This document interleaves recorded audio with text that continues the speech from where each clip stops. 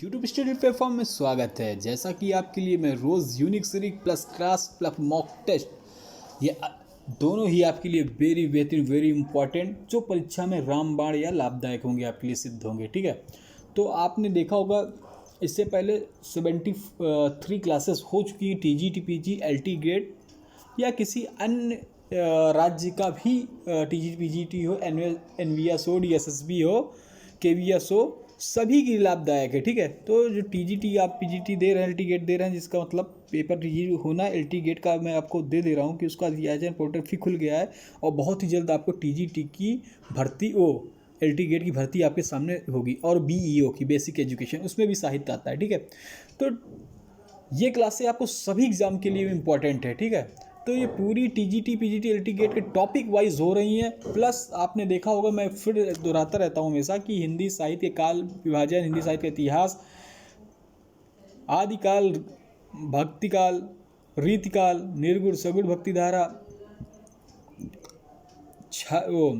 आधुनिक काल, प्रगतिवाद, प्रयोगवाद, छायावाद, द्विवेदी काव्य, युगीन काल। ठीक है, फिर उसके बाद उपन्यास, निबंध, कहानियाँ। अब एकांकी रह गई, उसको किसी दिन क्लास लेते हैं। फिर काव्य के बारे में थोड़ा चलते हैं। ठीक है, तो इससे पहले हमने आपको बोला था हमने कि 1500 प्लस मॉक टेस्ट कराएंगे और संस्कृत साहित्य हमने पूरा आपको करा दिया है, प्लस 250 मॉक टेस्ट संस्कृत साहित्य के। उसके अलावा पूरा क्लास बाकायदा सिलेबस वाइज 12वीं जैसे भाणभट्ट, डांडी, भामा, कालिदास, भवभूति, सभी को बहुत ही अच्छा व्याख्यान्वित कर व्याख्या कर पढ़ाया। बहुत अच्छी क्लास लिया। फिर उसके बाद उसके मॉक टेस्ट लिए हैं। आपने उस क्लास देखा होगा तो आपको मुँह ज़बानी सबके नाटक उपन्यास सब याद हो गए होंगे, कितने सर कितना क्या है। ठीक है, क्योंकि उसके 250 प्लस मॉक टेस्ट भी हमने किया कि आपको एग्ज़ाम में कोई भी एक एक्स्ट्रा सेक्शन न छूटे। तो चलिए स्टार्ट करते हैं। आज फिर मैं एक नया मॉडल पेपर लेकर आया हूँ। ये क्वेश्चन जो हैं ये पूरे क्वेश्चन सभी एग्ज़ाम में आए हुए हैं। ठीक है, तो ये क्वेश्चन ऐसे होते हैं, ये कभी एग्जाम में होती है, आने की संभावना होती है, लेकिन जो आज के मैं क्वेश्चन लिया हूँ ये आपके प्रीवियस पेपर के क्वेश्चन है। ठीक है, सभी क्वेश्चन प्रीवियस पेपर के। समझ लीजिए कितना इंपॉर्टेंट सीरीज़ है आपके लिए। चलिए व्याख्या सहित आपको बताऊंगा। भारत भारती का प्रकाशन किस वर्ष हुआ। ठीक है, रोज डेली 125 प्रश्न लेंगे। ठीक है, 125 प्रश्न में रोज डेली हम लोग थोड़े थोड़े प्रश्न कर एक आंकड़ा बना लेंगे, फिर इस हिसाब से कि आपको लेते रहेंगे कि आपको ये याद होता रहे। ठीक है, तो चलिए मैं आपसे बोल रहा हूँ, उससे पहले आप भी यूट्यूब के कमेंट बॉक्स में कमेंट जरूर करिएगा क्लास कैसी लगी और जो क्वेश्चन है। तो भारत भारती का प्रकाशन वर्ष किस वर्ष हुआ है, आप कमेंट बॉक्स में कमेंट करके भी बता सकते हैं। 1912, 1914, 1916 या 1918। तो देखिए मैं आपको बता दे रहा हूँ, देखिए मैं बता दे रहा हूँ आपको। भारत भारती, ठीक है, जो मैथिली शरण गुप्त द्वारा कृत भारत भारती का प्रकाशन वर्ष 1912 ईस्वी है। ठीक है, इसमें देश के वर्तमान का चित्रण और भविष्य की सुखद कामना की गई है। ठीक, और यह काव्य कृति और ख्याति का मैथिली शरण ख्याति का मूलाधार है। भारत भारती को पढ़कर महात्मा गांधी ने मैथिली शरण गुप्त को राष्ट्रकवि की उपाधि दी। क्वेश्चन और बढ़ता है, क्वेश्चन एक और बनता है, किसे पढ़कर, पहले देख लीजिए भारत भारती किसकी है, तो ये मैथिली शरण गुप्त की, किसकी, मैथिली शरण गुप्त की है। इसी को पढ़कर महात्मा गांधी ने मैथिली शरण गुप्त को राष्ट्रकवि कहा था। किसने कहा था, महात्मा गांधी ने। और किसे पढ़कर क्वेश्चन आते हैं, भारत भारती को। भारत भारती किसकी है, मैथिली शरण गुप्त की। प्रकाशन वर्ष कब है, 1912 ईस्वी। देखिए एक क्वेश्चन से कम आपके 5 से 6 क्वेश्चन बने। ऐसे ही व्याख्या कर पढ़ेंगे, क्वेश्चन का पोस्टमार्टम करेंगे, एक एक चीज़ उसकी प्रोजेक्ट खोलेंगे कि एग्ज़ाम में आपको कोई दिक्कत ना हो। चलिए, अगर क्लास आपको अच्छी लग रही, इससे पहले आपने उपन्यास, कहानियाँ, निबंध एक सभी देखे होंगे और संस्कृत साहित्य देखा होगा, तो आप लोग से मेरी यही अपेक्षा है कि आप कमेंट बॉक्स में कमेंट जरूर करिए, बताया करिए कैसी क्लास लगी।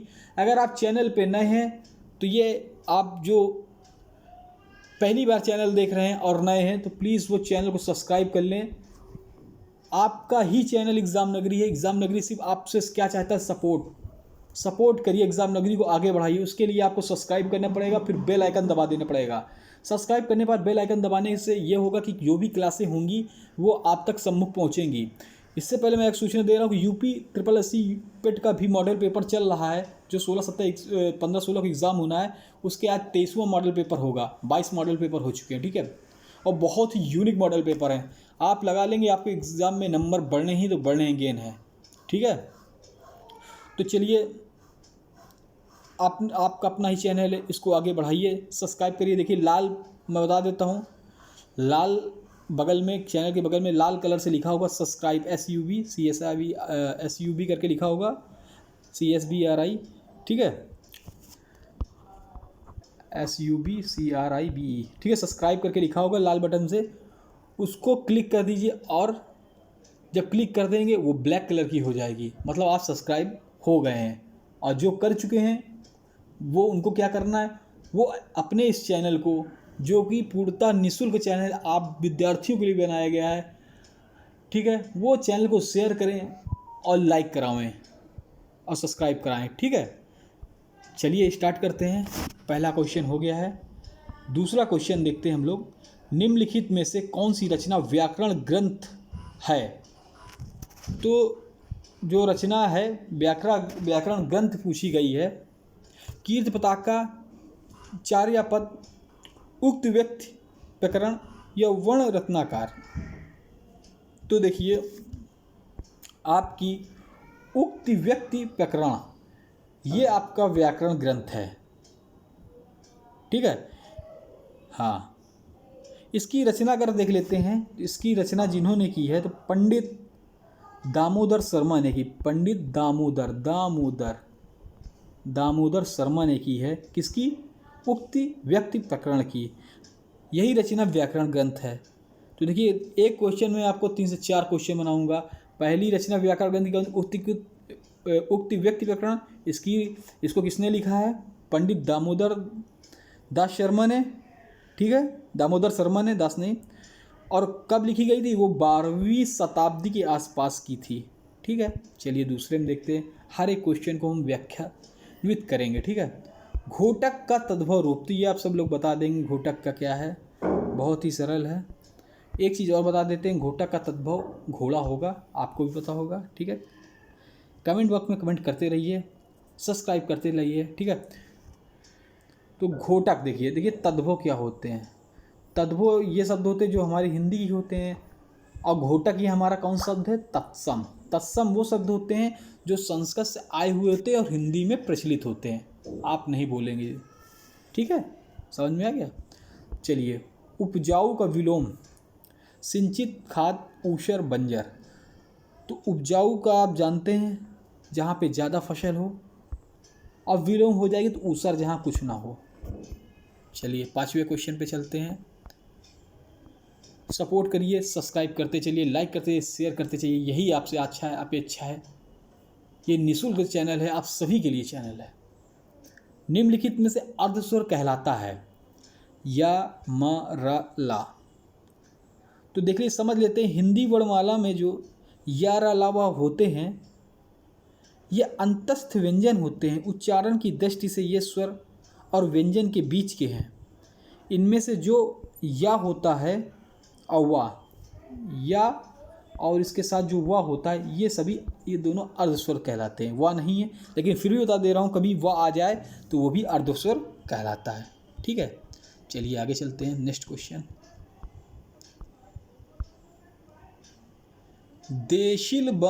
देशिल बाना सबजन मिठा, यह उक्ति किसने कही?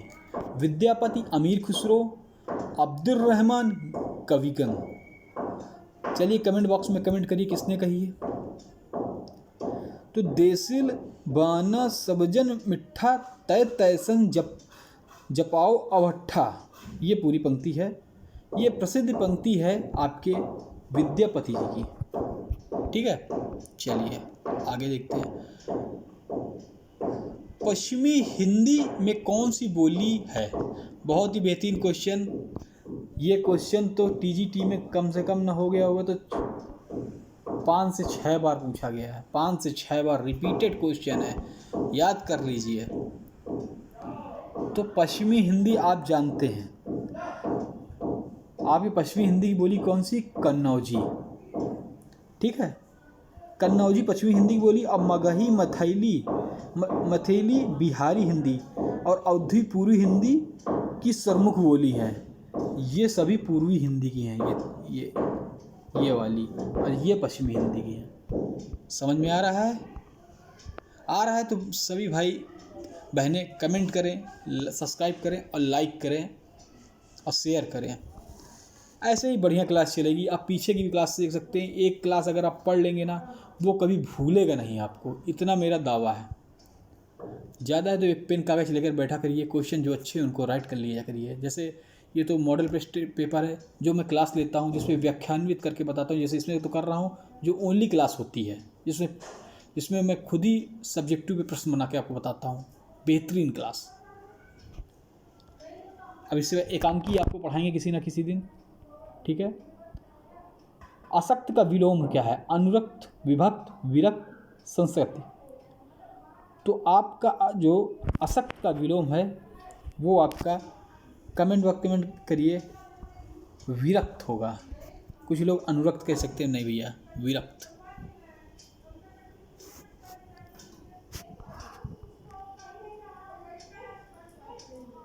चलिए 9वें क्वेश्चन पे आते हैं। रीत काल को अलंकृत काल का नाम किसने दिया? 50 बार बता चुका हूँ जो मैंने रीत काल आपको पढ़ाया था। अगर आपने क्लास ली है तो तुरंत बता देंगे। देखिए जितनी क्लासें मैंने पढ़ाई हैं 74+, ज़्यादा बड़ी क्लास नहीं है, 74 आज से हो जाएंगी। जिसने पढ़ लिया वो उसका तो सिलेक्शन होना तय है, नंबर पक्के आने तय हैं। और प्लस और जिसने ना पढ़ा वो बहुत पछताएगा, ये मेरी गारंटी है। क्योंकि आप जाएंगे, पढ़ाने का मेथड देखेंगे कैसे पढ़ाया जाता है, आपको खुद लगेगा सर ने कैसा पढ़ाया। तो रीत काल को अलंकृत काल नाम किसने दिया? तो भैया मिस्र बंधुओं ने रीत काल को अलंकृत काल कहा है। ठीक है, सी नंबर। जबकि ग्रीशन एवं आचार्य रामचंद्र शुक्ल ने रीत काल कहा है। जैसे रामचंद्र शुक्ल और इनके साथ ग्रीशन कौन है? जॉर्ज ग्रीशन, जिन्होंने अंग्रेजी पे लिखा है लिटरेचर ऐसे हिंदुस्तानी करके। ठीक है, जिन्होंने हिंदी साहित्य का काल विभाजन किया हुआ है, उन्होंने रीत काल को रीति काल कहा है। रामचंद्र शुक्ल ने भी रीत काल कहा है, आप तो नहीं भूलेगा। और उसके साथ विश्वनाथ प्रसाद मिश्र ने इसको श्रृंगार काल कहा है। विश्वनाथ मिश्रा जी ने इसको श्रृंगार काल कहा है। श्रृंगार, ये विश्वनाथ मिश्रा जी ने। ठीक है। डॉक्टर रमा शंकर शुक्ल रसाल, इनका टाइटल है रसाल, ये जो ए नंबर के हैं। ठीक है, इन्होंने इसको कला काल कहा है। इसको क्या कहा है? कला काल। और एक नाम नहीं है इस पर, उनका भी मैं बता देता हूँ आपको। त्रिलोचन ने इसको अंधकार काल कहा है। किसने? त्रिलोचन ने किसको? अंधकार काल कहा है। किसको? रीत काल को। अब तो नहीं भूलेगा, पूरा मैंने सब बता दिया है।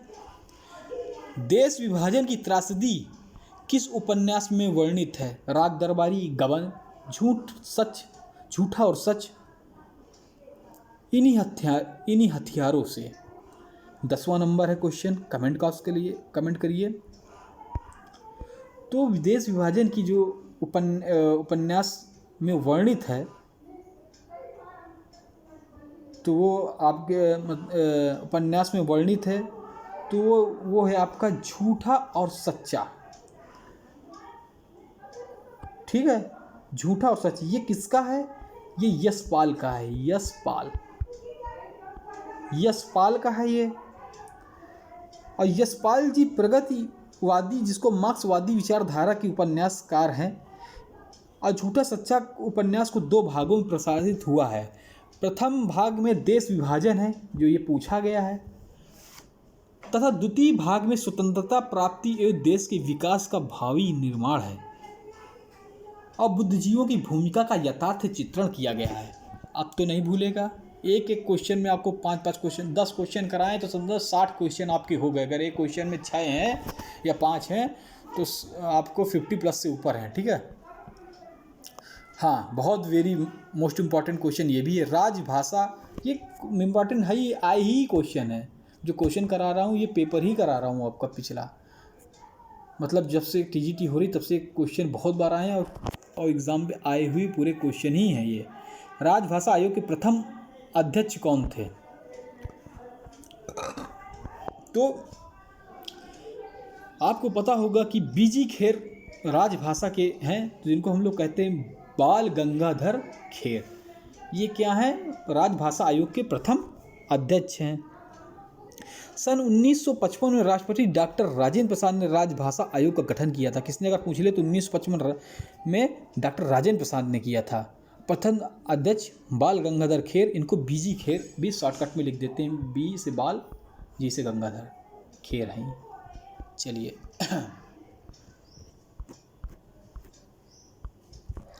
जो अत्यधिक बोलता हो, जो अधिक बोलता हो, 12वां नंबर पे आते हैं। तो जो अधिक बोलता है उसको कहते हैं वाचाल, बहुत बोलता है। मध्यम वर्ग की पारिवारिक समस्या को दर्शाने वाला नाटक। 13 का अगर आ रहा है तो कमेंट बॉक्स कमेंट करिए। तो यह है आधे अधूरे, मध्यम वर्ग की पारिवारिक समस्या को दर्शाने वाला। और इनको लिखा किसने अगर पूछ ले आपको तो मोहन राकेश ने लिखा है। किसने? मोहन राकेश, ठीक है।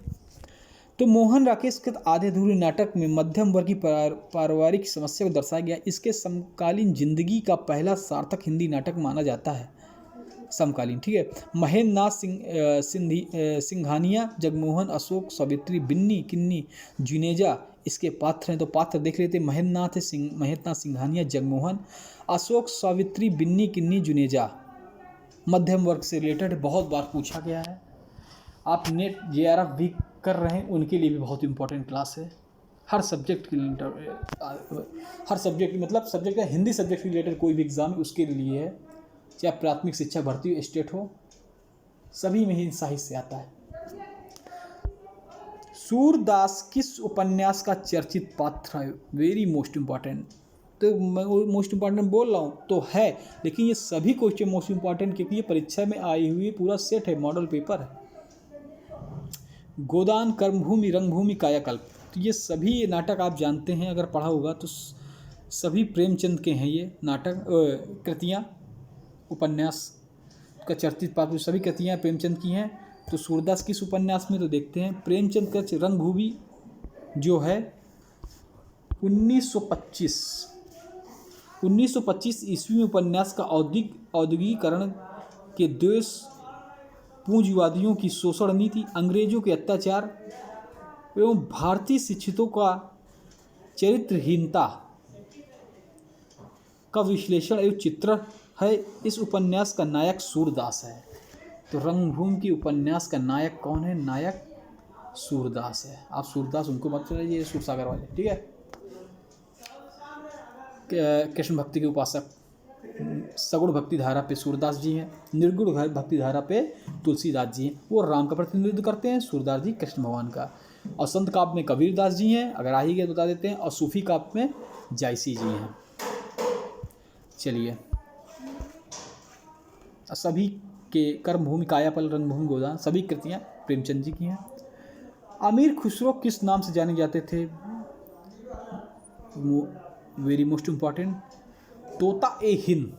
आपने देखा होगा तोता ए हिंद। अमीर खुसरो जो थे और निजामुद्दीन औलिया, ये 7 बादशाहों का इन्होंने शासन देखा है। 7 बादशाहों का, अमीर खुसरो और निजामुद्दीन औलिया। अमीर खुसरो को हिंदी खड़ी बोली का जनक कहा जाता है, ठीक है। और इन्हीं ने तबला और वो क्या है सितार, सभी में इनका भी योगदान रहा, ठीक है। तो अगर आ जाए अमीर खुसरो किस अब पूछ ले कि सुल्तान के थे तोता हिंद की उपाधि किसने दी थी अमीर खुसरो को, तो अलाउद्दीन खिलजी ने अमीर खुसरो को तोता ए हिंद कहा। किसने कहा? अलाउद्दीन खिलजी ने तोता हिंद कहा अमीर खुसरो को। चलिए 16 देखते हैं।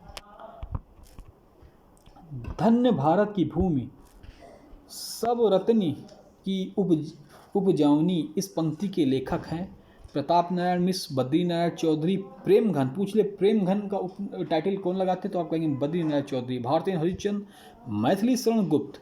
धन्य भारत भूमि सब रत्नी की उपजाऊनी पंक्ति के लेखक हैं। 16वां क्वेश्चन है अपना। तो धन्य भारत भूमि सब रत्नी उपजाऊनी जो काव्य पंक्ति है, इसके हमारे जो लेखक हैं प्रेमघन मतलब बद्री नारायण चौधरी। ठीक है, चलिए आगे। पहला गिरमिटिया उपन्यास विशेषकर किस पर केंद्रित है? पंडित जवाहरलाल नेहरू, महात्मा गांधी, विनोबा भावे, लाल बहादुर शास्त्री। तो आपने विनोबा भावे को सुना होगा, भूदान आंदोलन से ये है। ठीक है, तो इस क्वेश्चन का आंसर देख लेते हैं हम लोग। 17 का बी है। गिरजा किशोर कृत जो है, गिरजा किशोर का ये पहला, इसके उपन्यास के रचनाकार कौन है? गिरजा किशोर। गिरजा किशोर पहला गिरमिटिया उपन्यास के रचनाकार हैं। ये महात्मा, इसका आंसर है महात्मा गांधी। ठीक है, महात्मा गांधी के दक्षिण अफ्रीका के जीवन संघर्ष पर केंद्रित उपन्यास है। इसका उपन्यास के लेखक गिरजा किशोर जी हैं। वर्ष 2000 ईस्वी का व्यास सम्मान प्राप्त हुआ था। तो गिरजा किशोर जी को वर्ष 2000 का इसी कृति के लिए व्यास सम्मान मिला था। चलिए 20 क्वेश्चन कराऊंगा और 20 पर 100 प्लस से ऊपर आपको क्वेश्चन हो जाएंगे। खाली 20 क्वेश्चन में लिखते जाइए, इतने में करा दूंगा आपको। एक क्वेश्चन में 5 से 6 क्वेश्चन आपको मैं दे रहा हूँ। दूसरी परंपरा की खोज किस विधा की रचना है? दूसरी परंपरा, आलोचना, खोज एवं सर्वेक्षण, ललित निबंध या कहानी। तो दूसरी परंपरा की खोज जो है, इसका पहले आंसर देख लेते हैं। ये कहानी है। ठीक है, पहला एक क्वेश्चन आपको ना, और ये 1982 पे प्रकाशित हुई थी। 1982 पे पूछ ले कब हुई थी? 1982। किसकी कृति है? डॉक्टर नामवर सिंह इनकी कृति है दूसरी परंपरा खोज। देखिए 3-4 क्वेश्चन बन गए तुरंत। ये क्या है? कौन सी कृति? आलोचना कृति है। ठीक है, चलिए ये आलोचना कृति है, कहानी नहीं है। ठीक है, कहानी नहीं है, ये आलोचना कृति। गलत कर दिए, कहानी नहीं है। ठीक है, सही हो जाएगा, आलोचना कृति है। क्या है? आलोचना कृति है। पहली बार देख लेते किसकी है। डॉक्टर नामवर सिंह। सन हमने बताया कब प्रकाशित? 1982। इनकी कौन सी कृति? आलोचना कृति। 4-5 क्वेश्चन हो गए। चलिए 20वां देखते हैं। अनेमनक शब्द का आशय है जिनका मन अपनी ओर हो, जिनका मन किसी दूसरी ओर हो, जिसका मन निर्मल हो, जिसका मन केंद्रित हो। तो जिसका मन दूसरी ओर हो, जिसका मन दूसरी ओर हो, यही इसका राइट आंसर हो जाएगा। जिसका मन दूसरी ओर हो उसे अनेमनक कहते हैं। चलिए एक लास्ट क्वेश्चन देख लेते हैं आज का सेक्शन का। कल फिर 22 से स्टार्ट करेंगे। पंचवटी शब्द में कौन सा समास है? तो आप तुरंत कह देंगे संख्यावाची पद है पंच, तो द्विग समास। 2 सेकंड नहीं लगाएंगे। 5 वटों का समाहार है। चलिए अगर आप चैनल पे नए हैं तो फिर चैनल को प्लीज़ आप लोग सपोर्ट करिए। ऐसी क्लासों के लिए आपको सपोर्ट की ज़रूरत है। सपोर्ट करने के लिए आपको चैनल क्या करना पड़ेगा? सब्सक्राइब करना पड़ेगा, बेल आइकन दबा देंगे, जिससे आपको क्लास के साथ विद्यार्थी जीवन से जुड़ी हुई कोई भी सूचना, शिक्षक संबंधी, भर्ती की हो, नियुक्ति हो, रिजल्ट हो, सब आपको एग्जामिनर सबसे पहले देगा। ठीक है, और कल फिर हम लोग स्टार्ट करेंगे मॉडल पेपर। तो प्लीज़ चैनल सपोर्ट करिए। आप ही को आगे ले जाना है इस चैनल को। निःशुल्क चैनल है, आप सबके लिए बना हुआ है। धन्यवाद।